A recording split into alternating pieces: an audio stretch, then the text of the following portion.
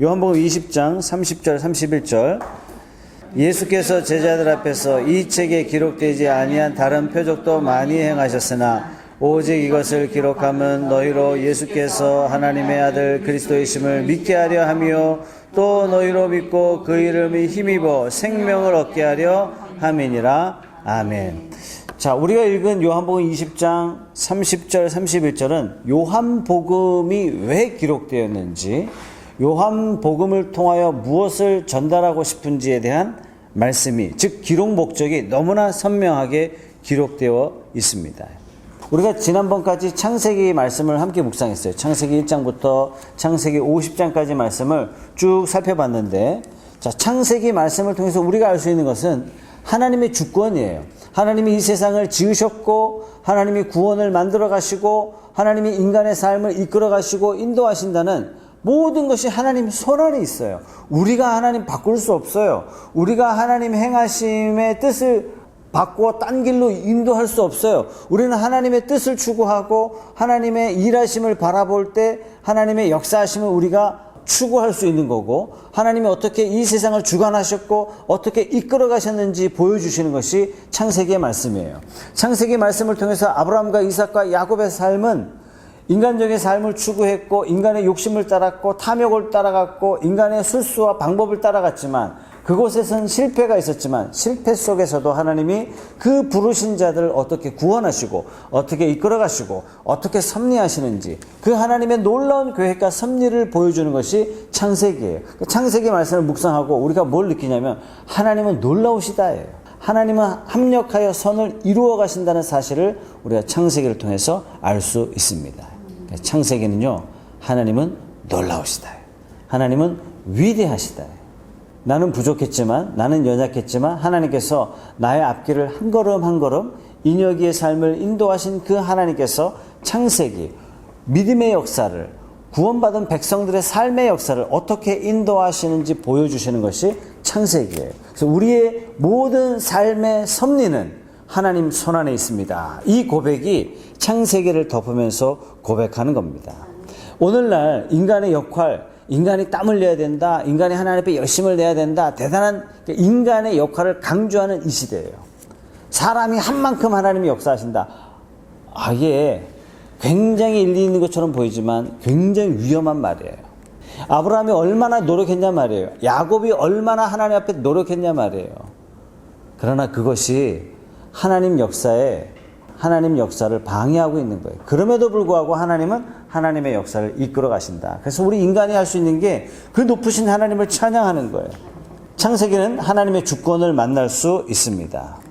그래서 하나님 안에 있을 때 인간은 참된 즐거움과 기쁨을 누릴 수 있음을 보여주고 있어요. 반면에 요한복음은 뭐냐 이거. 요한복음은, 자, 오늘 말씀에 오직 이것을 기록하면 너희로 예수께서 하나님의 아들 그리스도이심을 믿게 하려 함이라. 요한복음이 기록된 목적이 뭐예요?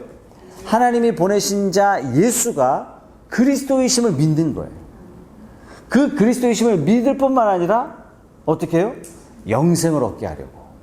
요한복음의 말씀은 뭐냐면 그 이름을 힘입어 영생을 얻게 한다는 사실을 깨닫게 하시는 것이 바로 요한복음의 말씀입니다.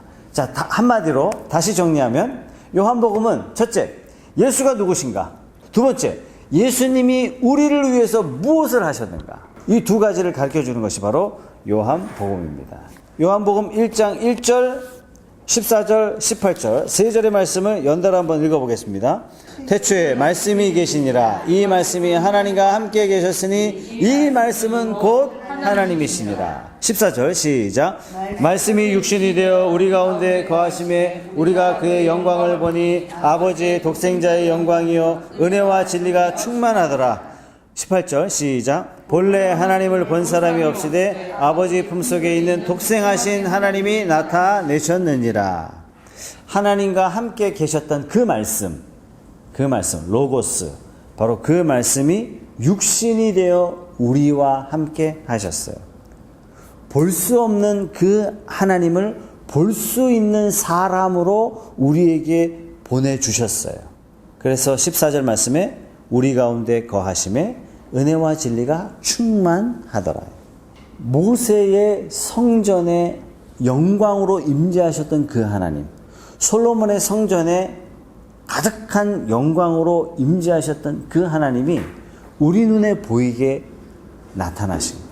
그래서 요한복음의 기자는 뭐라고 기록하냐면 은혜와 진리가 충만하더라, 이렇게 표현하고 있습니다. 예수님이 바로 그러한 분이세요. 자, 빌립이 이런 고백을 하죠. 주님, 아버지를 보여주십시오. 요한복음 14장의 기록이죠. 아버지를 예수님께서 나는 곧 떠난다, 이렇게 말씀하시자, 그렇다면, 예수님 떠나신다면 아버지를 보여주십시오. 하나님 아버지를 보여주십시오. 그러자 예수님이 뭐라고 표현하셨어요? 내가 곧 아버지. 나를 본 자는 곧 아버지를 보았다, 이렇게 표현하고 있는 거예요. 예수 그리스도께서 어떤 분이신지 요한복음은 끊임없이 우리에게 가르쳐주고 있습니다.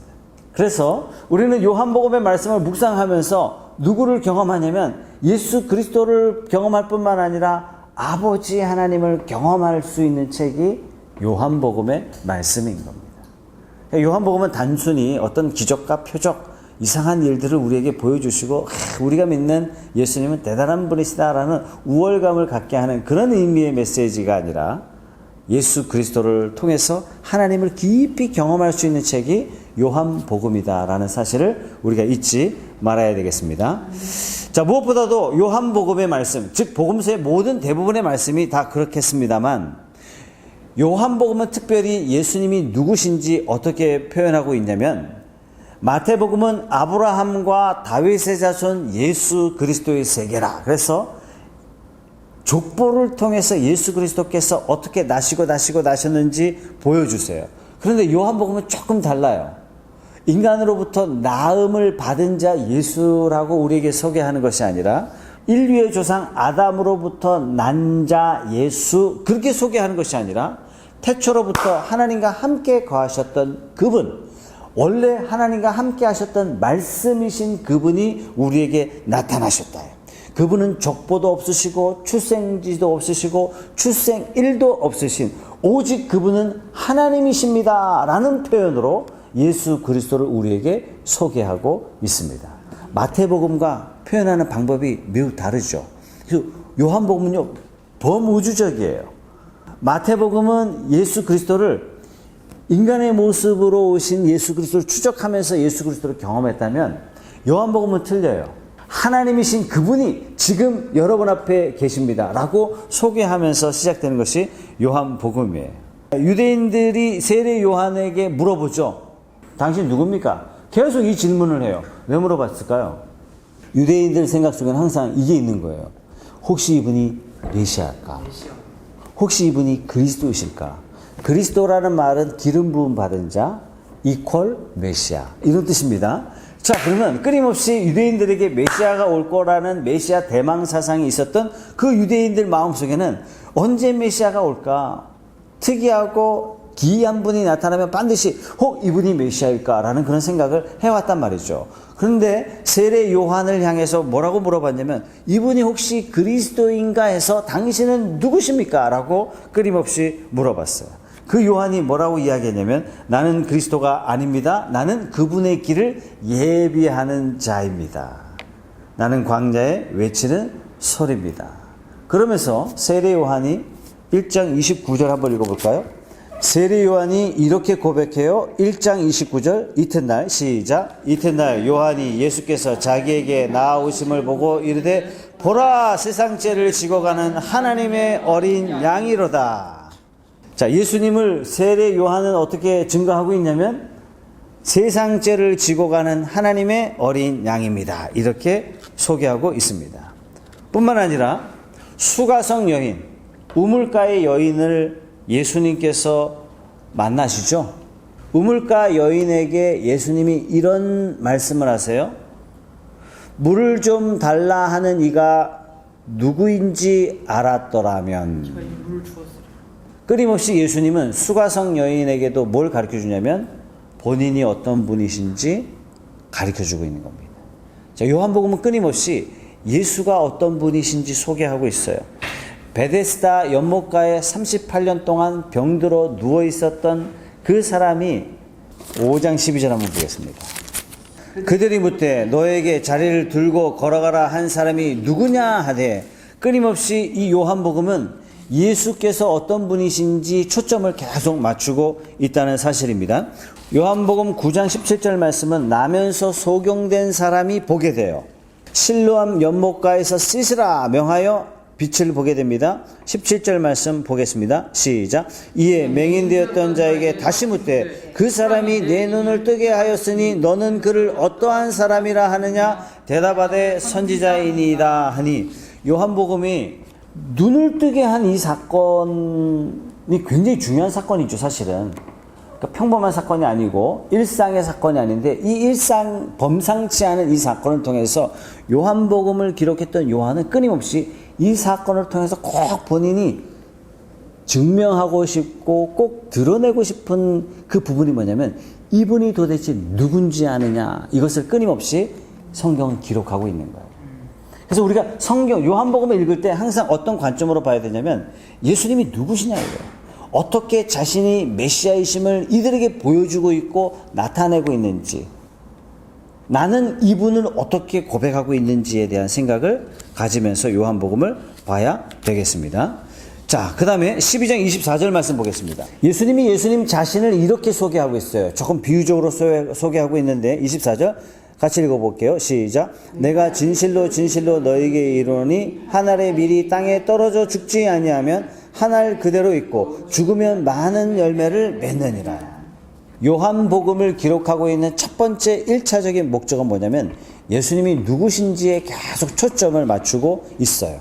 즉 요한복음을 읽는 수많은 독자들이 요한복음을 읽으면서 아, 이분이 메시아야 라는 깨달음을 얻을 수 있도록 기록하고 있다는 얘기예요. 성령께서 이러한 목적으로 요한복음을 기록하고 있다라는 것입니다. 그러므로 요한복음을 읽는 자, 요한복음의 말씀을 듣는 자는 계속해서 예수님께서 우리에게 이렇게 물어봐요. 너는 나를 누구라 하느냐? 너는 예수를 누구라 하느냐? 이 질문을 우리의 마음속에 계속 받고 있다는 얘기예요. 이 질문에 대해서 우리는 확고하게 주는 그리스도시요 살아계신 하나님의 아들이십니다. 주는 하나님의 말씀이 육신이 되어 우리 가운데 거하신 은혜와 진리가 충만하신 그분이십니다. 요한복음 3장 16절 독생하신 예수, 그분으로 말미암아 영생을 주시려고 오신 바로 그분입니다라는 신앙의 고백이 있어야 되는 것입니다. 자, 또한 요한복음에는요 7개의 표적이 나와요. 7개의 표적을 통해서 예수님께서 7번 자기 자신을 계시하십니다. 자, 이 7번 표적을 한번 찾아보겠습니다. 먼저 6장 35절의 말씀. 예수님께서 7번의 표적과 7번 자기 선언을 하시는데, 이적이라는 말보다도 표적이라는 말을 많이 해요. 특별한 상징적인 메시지가 담겨져 있다라는 것입니다. 자, 오늘 6장 35절의 말씀은 예수님께서 오병이어의 기적을 보여주세요. 2만 명을 먹이시고 광주리에 가득히 먹을 것이 남는 놀라운 기적을 경험하게 된단 말이죠. 이 표적을 많은 2만 명에게 보여주시기보다도 실제적으로 누구에게 이 표적을 보여주세요? 제자들에게 보여주십니다. 이 제자들에게 이 표적을 보여주시면서 예수님이 하신 말씀이 있어요. 6장 35절. 예수님께서 궁극적으로 나타내고자 하시는 메시지 6장 35절을 인혁이가 큰 소리로 읽어주세요. 예수께서 이르시되 나는 생명의 떡이니 내게 온 자는 결코 줄이지 아니할 터이요 나를 믿는 자는 영원히 목마르지 아니하리라. 예수님께서 오병이어의 이 표적을 통해서 어떠한 표를 던져주세요. 그 표가 뭐냐면 내가 생명의 떡이다. 이걸 가르쳐 주시는 거예요. 우리의 양식은 뭐예요? 우리의 양식은 돈 아니에요. 우리의 양식은 명예 아니에요. 우리의 양식은 권력을 쟁취하고자 이 땅에 태어난 게 아니에요. 우리는 예수를 먹고자 이 세상에 사는 겁니다. 우리의 생명은 예수로 말미암는다는 사실을 오늘 이 말씀을 통해서 예수님이 보여주시고 있는 겁니다. 물론 2만 명의 군중은 잘 몰라요. 나중에도 떡과 기적을 보고자 예수를 막 쫓아다니잖아요. 예수님은 그 길을 피하셨어요. 그러나 이 표적을 통해서 예수님께서 제자들에게 궁극적으로 가르쳐 주시는 거예요. 너희의 생명은 바로 나다. 이걸 가르쳐 주시는 거예요. 저와 여러분의 생명은 예수 그리스도이신 줄 믿습니다. 요한복음을 우리가 읽을 때 우리 인생의 양식은 예수 그리스도구나. 8장 12절. 자, 8장의 이 사건은 어떤 사건이 일어났냐면 음행하다가 현장에서 여자가 붙잡혀 와요. 이 사건을 예수님께서 정리하시고 예수님께서 이 말씀을 제일 먼저 하셨어요. 8장 12절 말씀 다 같이 한번 읽어보겠습니다. 시작. 예수께서 또 말씀하여 이르시되 나는 세상의 빛이니 나를 따르는 자는 어둠에 다니지 아니하고 생명의 빛을 얻으리라. 현장에 붙잡혀온 그 여성을 구원하시고 예수님께서 뭐라고 말씀하셨냐면 나는 세상의 빛이다 이렇게 말씀하시고 생명의 빛을 얻어라 이렇게 말씀하세요. 9장 5절 말씀. 내가 세상에 있는 동안에는 세상의 빛이로라. 예, 예수님께서 이 표적을 통해서 궁극적으로 자신을 어떻게 계시하셨냐면 나는 세상의 빛이다. 나면서부터 소경된 자를 보게 하신 표적 다음에 나는 세상의 빛이다. 이 말씀이 조화를 이루어 나가시죠. 그죠? 음행하다 현장에 붙잡힌 여인에게 나는 세상의 빛으로 왔다. 그 다음에 9장에는 나면서부터 소경된 자의 눈을 띄어 보게 하시면서 예수님께서 말씀하세요. 나는 세상에 있는 동안에 뭐다? 세상의 빛이다. 자, 예수님께서 이러한 특별한 사건들을 통해서 무엇을 가르쳐주고자 하냐면 첫 번째 뭐예요? 나는 생명의 떡이다. 두 번째 뭐라고요? 나는 세상의 빛이다. 예수님께서 어떻게 오셨다고요? 이와 같이 오셨다는 얘기입니다. 자, 그 다음에 11장 25절 말씀 보겠습니다. 11장 25절 말씀. 11장에는 예수님께서 죽은 나사로를 3일이나 지났는데 썩어서 그 부패함이 진동한 그 상태에서 나사로를 살리시면서 예수님께서 이 말씀을 하셨어요. 25절의 말씀. 예수께서 이르시되 나는 부활이요 생명이니 나를 믿는 자는 죽어도 살겠고 무릇 살아서 나를 믿는 자는 영원히 죽지 아니하리니 이것을 내가 믿느냐. 예수님께서 죽은 나사로를 살리시면서 예수님이 어떠한 표를 우리에게 주셨냐면 이렇게 말씀하세요. 나는 부활이요 생명이다. 사망의 권세 잡은 마귀를 멸하러 예수께서 오셨다는 사실을 보여주세요. 그래서 예수님 없이 죽은 장례식은 오열이에요. 그러나 예수 믿고 죽어간 자들의 장례식은요, 오열이 아니에요. 새로운 소망을 향한 약간의 슬픔을 가진 의식이에요. 오히려 어떤 목사님은 나의 장례식에는 기쁨의 찬송을 불러다오. 참 멋진 믿음의 고백 아닙니까? 그죠? 저와 여러분의 장례식도 그런 기쁨의 장례식 되기를 바랍니다. 이건 뭐라 그럴까? 죽음에 대한 반항이 아니라 멋진 믿음의 고백이 아닐 수가 없어요. 자, 10장 7절 보겠습니다. 10장 7절. 그러므로 예수께서 다시 이르시되 내가 진실로 진실로 너희에게 말하노니 나는 양의 문이라. 나는 양의 문이다. 이렇게 말씀하세요. 예수께서 어떻게 오셨는지 소개하고 있는 거죠. 자, 다섯 번째 14장 6절의 말씀 보겠습니다. 예수님이 여러 가지 표적과 이적을 통해서 예수님 자신을 이렇게 계시하셨습니다. 예수께서 이르시되 내가 곧 길이요 진리요 생명이니 나로 말미암지 않고는 아버지께로 올 자가 없느니라. 예수님 누구시라고요? 길이요 진리요 생명이라.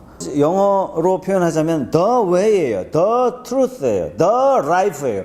유일한 길이요, 유일한 진리요, 유일한 생명이라고 예수님께서 말씀하세요. 길이라는 얘기는 뭐죠? 진리라는 얘기는 뭐죠? 유일한 길, 유일한 진리, 유일한 생명이라는 얘기는 뭐예요? 이 답이라는 얘기잖아요. 그죠? 답. 답은 뭐죠? 문제에 대한 답 아닙니까? 그럼 인류는 문제를 가지고 있어요? 어떤 문제를 가지고 있죠? 완성된 아름다운 창조 세계에서 인간은요, 쫓겨났어요. 보금자리를 상실했어요. 하나님을 잃어버렸어요. 그 인간은 그때부터 방황이 시작된 거예요. 이 방황을 채우기 위해서 파스칼은 뭐라고 얘기했냐면 인간은 태어나면서 뻥 뚫렸다. 이걸 채우기 위해서 끊임없이 돈을 채우고 끊임없이 명예를 채우고 끊임없이 권력을 추구하지만 그것들로는 도대체 채워지지 않는다. 키에르케고르는 이렇게 얘기했어요. 사람은 끊임없이 이걸 추구한다는 얘기예요. 윤리와 도덕을 추구한대요. 끊임없이 명예심을 추구한대요. 끊임없이 많은 것들을 추구하지만 이걸 채울 수 없다는 얘기예요. 결국 하나님을 찾아야 이 답을 찾을 수 있다는 얘기예요. 하나님으로부터 쫓겨난 인간이 끊임없이 그 문제를 해결하려고 그래요. 높은 성을 쌓아서 문제를 해결하려고 그래요. 많은 걸 가짐으로 해결하려고 그래요. 그러나 해결할 수 없어요. 여기에 대한 답은 오직 예수께서 주시는 거예요. 예수를 통해야만 우리가 하나님께로 갈 수 있어요. 예수를 통해야만 잃어버렸던 생명을 찾을 수 있어요. 예수를 통해야만 진리에 가까워질 수 있습니다. 율법을 통해서는 진리에 가까울 수 있죠. 몽학 선생이에요. 그러나 그 진리를 만나는 것은 오직 예수 그리스도를 통해서만 가능하다는 사실입니다. 그래서 예수님께서 뭐라고 말씀하세요? 내가 곧 길이요 진리요 생명이다. 이렇게 말씀하시는 겁니다. 10장 11절 말씀, 예수님께서 예수님 자신을 이렇게 소개하고 있습니다. 나는 선한 목자라. 선한 목자는 양들을 위하여 목숨을 버리거니와. 예수님 자신을 어떻게 소개했어요? 뭐라고요? 선한 목자. 선한 목자라. 선한 목자라. 마지막 7번째입니다. 예수님께서 요한복음을 통해서 여러 가지 특별한 기이한 일들을 통해서 자기 자신을 드러내셨어요. 그걸 표적이라고 해요. 표적. 마지막 표적은 뭐냐면 15장 5절의 말씀입니다. 나는 포도나무여 너희는 가지라. 그가 내 안에 내가 그 안에 거하면 사람이 열매를 많이 맺나니 나를 떠나서는 너희가 아무것도 할 수 없습니다. 예수님이 누구시라고요? 네, 예수님이 포도나무시라고요. 그리스도와 연합된 존재, 그를 믿는 자는 주님과 떼어놓을 수 없고 주님과 연합된 자는 하나님이 주시는 열매를 맺는 자가 되는 거예요. 자, 지금까지 이 7가지 이적들을 통해서 7가지 예수님이 자기 자신을 표현해 내십니다. 요한복음의 기록의 목적은 뭐냐면 예수님을 알고 그 예수님을 믿어서 그 이름을 힘입어서 생명을 얻게 하고자 하는 것이 요한복음의 기록 목적이다. 이렇게 말씀드릴 수 있습니다. 자, 다시 요한복음 1장 11절 말씀으로 넘어가겠습니다. 자기 땅에 오매 자기 백성을 영접하지 아니하였으나 영접하는 자 곧 그 이를 믿는 자들에게는 하나님의 자녀가 되는 권세를 주셨으니. 네, 예수님이 어떻게 오셨어요? 생명의 떡으로 오셨고 세상의 빛으로 오셨고 부활로 오셨고 생명으로 오셨고 양의 문으로 오셨고 길과 진리와 생명으로 오셨고 선한 목자로 오셨고 참 포도나무로 오셨지만 세상은 어떻게 됐다고요? 영접하지 않았다고요. 그러나 영접하는 자 곧 그 이름을 믿는 자들에게는 하나님의 자녀가 되는 권세를 주셨어요. 그러니까 믿는다는 말은 어떤 말이냐면 영접한다는 말이에요. 너 예수님 믿어? 이 말은 뭐죠? 예수를 내 인생의 주로 믿는 거예요. 예수를 생명으로 받는 거예요. 예수를 진리로 받는 거예요. 예수를 더 웨이로 유일한 길로 영접하는 거예요. 이것을 바로 뭐라고 이야기하냐면 믿는다라는 것입니다. 이것이 바로 요한복음의 핵심이고 그래서 요한복음이 믿음을 굉장히 강조하는 겁니다. 성경책 제일 먼저 뭐부터 읽을까요? 급하면 요한복음입니다. 제일 중요한 거예요. 단도직입적으로 예수 그리스도께서 당신에게 어떠한 분이신지 가르쳐주는 것이 요한복음이에요. 요한복음이 사실상 매우 신비로운 성경이면서 매우 심오한 성경이면서 매우 단도직입적으로 복음을 선포하는 것입니다. 사실상 조금 어려워요. 조금 어렵습니다. 자, 요한복음은 믿는 자에게는 영생이 있고 믿는 자는 영생을 얻었고 믿는 자는 영생을 가졌다. 그래서 요한복음은 믿음을 어느 성경보다도 중요하게 여기고 있습니다. 이게 요한복음이에요. 요한복음은 굉장히 특별합니다. 그래서 제가 창세기 다음에 요한복음을 딱 붙여가지고 함께 여러분들과 함께 말씀을 나누려고 하고 있습니다. 자, 그렇다면 뭘 믿냐 이거예요. 믿음의 내용이 도대체 뭐냐. 믿음의 내용이. 멸망받아 마땅한 사람들이 예수의 무엇을 믿음으로 영생을 얻는다는 게 이 가능하냐 이거예요. 멸망받아 마땅하고 심판받아 마땅한 것은 반드시 심판이 그 위에 놓여져야 되는데 무엇을 믿음으로 말미암아 영생이 가능하냐. 한마디로 십자가상에서 예수께서 다 이루었다 하신 그 구원을 믿는 거죠. 예수님께서 십자가 앞에 놓고 이렇게 말씀하셨어요. 내가 이 일을 위하여 이때 왔다. 이렇게 말씀하세요. 전적으로 타락한 인간은 스스로 구원할 수 없고 누군가 힘을 빌어서 구원을 받을 수밖에 없는데 예수님께서 바로 이 일을 위해서 오셨다는 사실이에요. 그래서 바로 이 일에 요한복음은 초점이 다 맞춰져 있어요. 또 하나님 말씀을 한번 찾아보겠습니다. 2장 4절의 말씀입니다. 요한복음은요, 계속해서 이 때를 끊임없이 소개하고 있고 맞추고 있어요. 예수께서 이르시되 여자여 나와 무슨 상관이 있나이까 내 때가 아직 이르지 아니하였나이까. 예, 요한복음 초반부인데도 요한은 무엇을 우리에게 던지고 있냐면 예수님께서 때를 말씀하고 있는 것을 가르쳐주고 있는 거예요. 예수님께서 왜 오셨어요? 이 때를 위해서 오셨다는 것을 강조하고 있는 겁니다. 자, 7장 6절의 말씀은 예수님의 형제들이 나오고 있습니다. 예수께서 이르시되 내 때는 아직 이르지 아니하였거니와 너희 때는 늘 준비되어 있느니라. 네, 예수님께서 내 때는 아직 이르지 아니하였다. 예수님께서 자꾸 무엇을 염두하세요? 바로 그 때를 염두하시는 거예요. 요한복음은 바로 그때가 뭐죠? 십자가예요. 요한복음은 끊임없이 십자가를 우리에게 소개하고 있는 겁니다. 8장 20절입니다. 이 말씀은 성전에서 가르치실 때에 헌금 앞에서 하셨으나 잡는 사람이 없으니 이는 그의 때가 아직 이르지 아니하였음이로라. 예, 그의 때가 이르지 아니하였음이로라 라고 말씀하시면서 역시 그 때를 우리에게 소개하고 있죠. 요한복음 12장 27절 말씀. 요한복음의 가장 중요한, 우리가 통독하면서 쉽게 지나칠 수 있지만 사실상 요한복음이 기록하고 있는 의도가 담겨져 있는 메시지입니다. 12장 27절의 말씀 다 같이 한번 읽어보죠. 시작. 지금 내 마음이 괴로우니 무슨 말을 하리요. 아버지여 나를 구원하여 이 때를 면하게 하여 주옵소서. 그러나 내가 이를 위하여 이 때에 왔나이다. 이 때를 면하게 하여 주옵소서라고 말씀하신 예수님께서 이 때를 위하여 오셨다라고 예수님께서 말씀하세요. 십자가 앞에 두고 말씀하시는 거죠. 13장 1절입니다. 13장 1절.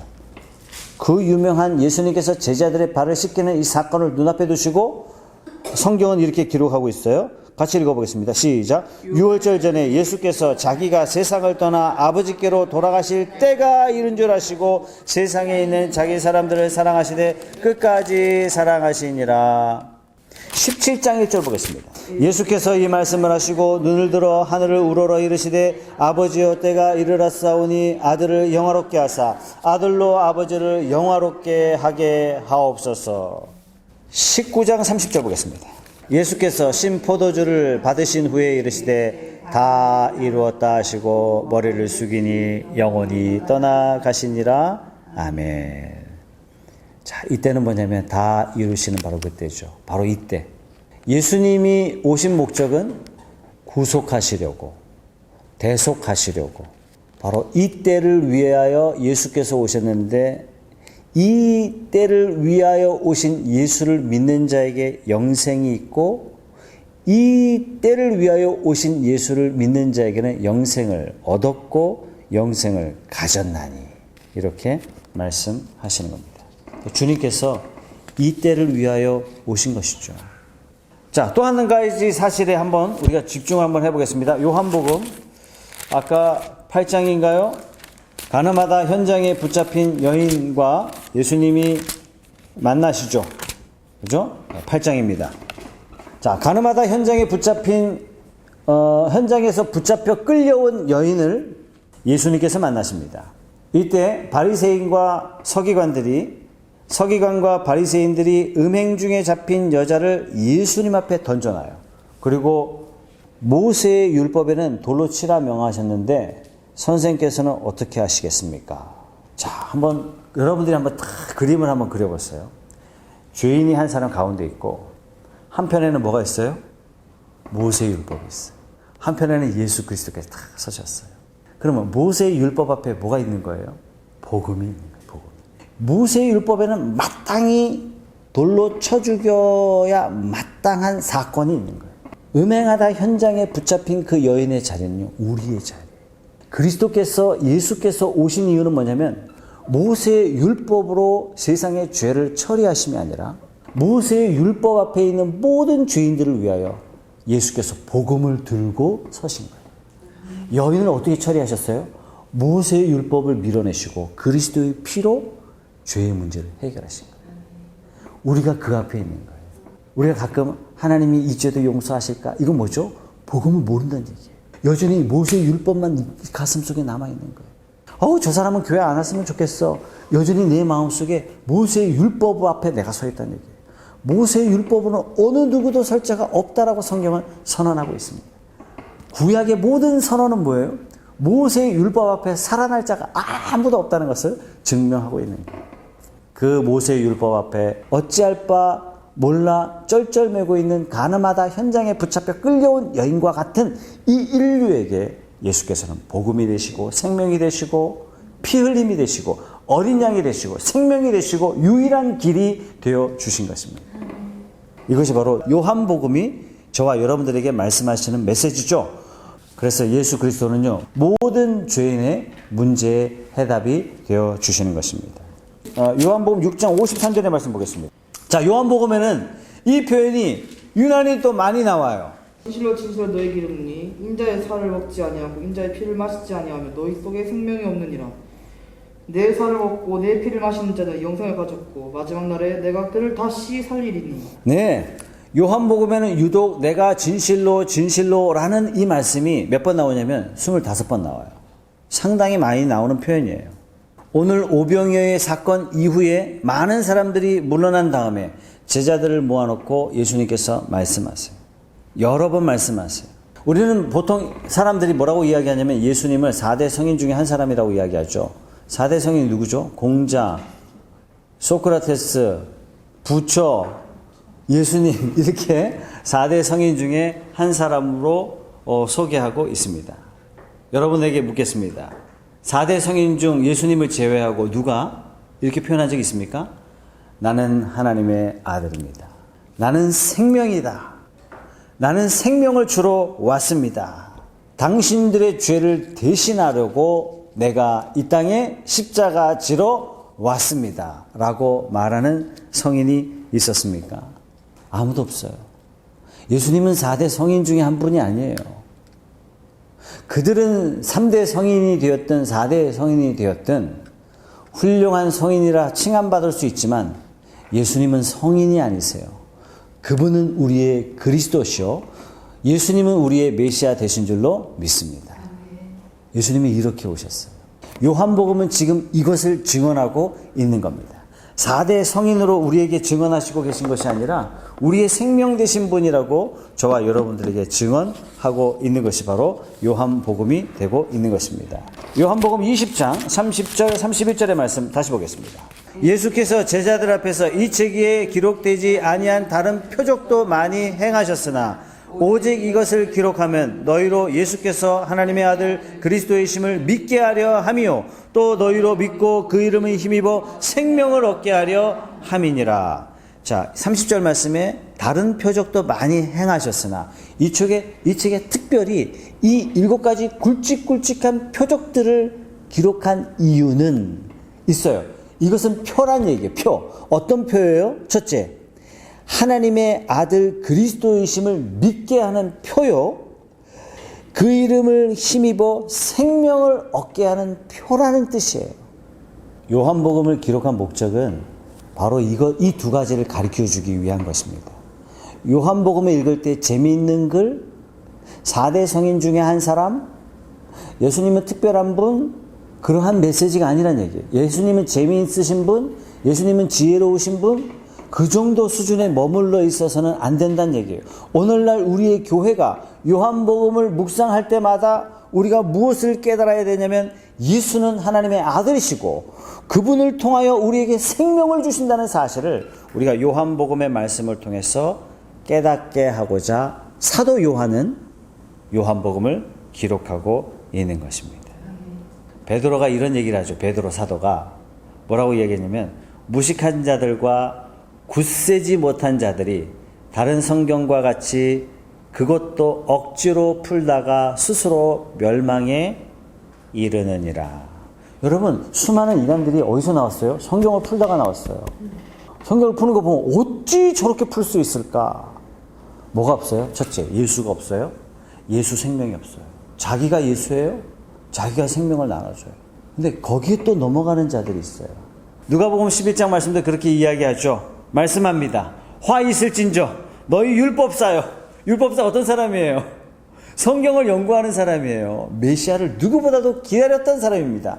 그 율법사가 예수를 어떻게 해요? 이방인에게 내어줬어요.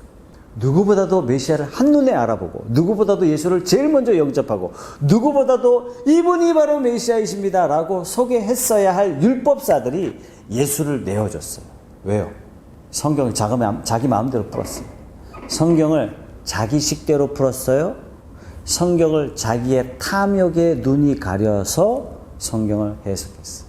오늘날 이런 일들이 너무 많은 거예요. 이단뿐만 아니라 이단 비슷한 존재들이 이 세상에 너무나 많은 이유는 바로 성경을 사사로이 풀려고 했기 때문에. 자, 이제부터 저와 여러분들이 요한복음을 한 장 한 장씩 다음 주부터 한 장 한 장씩 살펴보면서 예수가 바로 그리스도시요 나의 메시아이시요 내 인생의 진짜 참 주인이심을 믿음으로 고백하는 그런 성경이 되시기를 바랍니다. 요한복음을 묵상할 때마다 하나님께서 우리에게 베풀어 주신 그 생명의 그 부요함, 그 풍성함을 풍성하게 경험하는 그런 특별한 자리가 되시기를 주님의 이름으로 축복합니다.